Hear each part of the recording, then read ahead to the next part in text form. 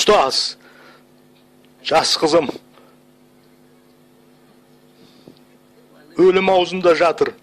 Сауығып, тірі қалу үшін барып, оған қолыңызды тигізе көріңізші. Қолыңызды тигізе көріңізші. Қорықпа, тек сенімің болсын.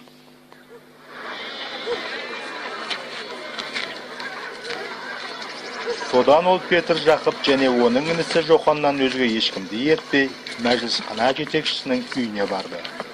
Сол жерден абыржығандар мен зар жылап жоқтау айтқандарды көрді.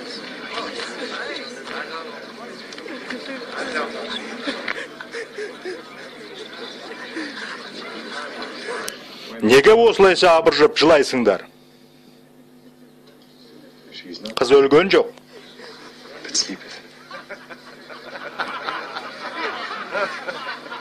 Ұйықтап жатыр.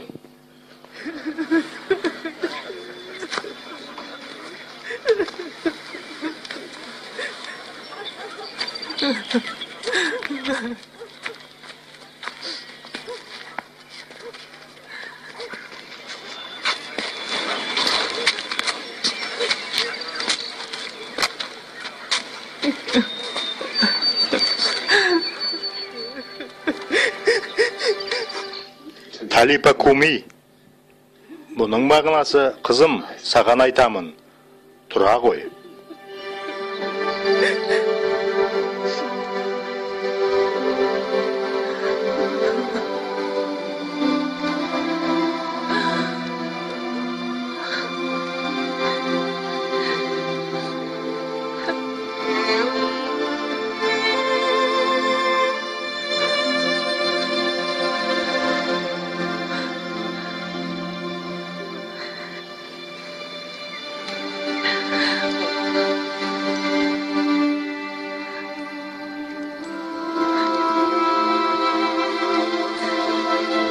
Ол туралы ешкімге де тіс жармаңдар.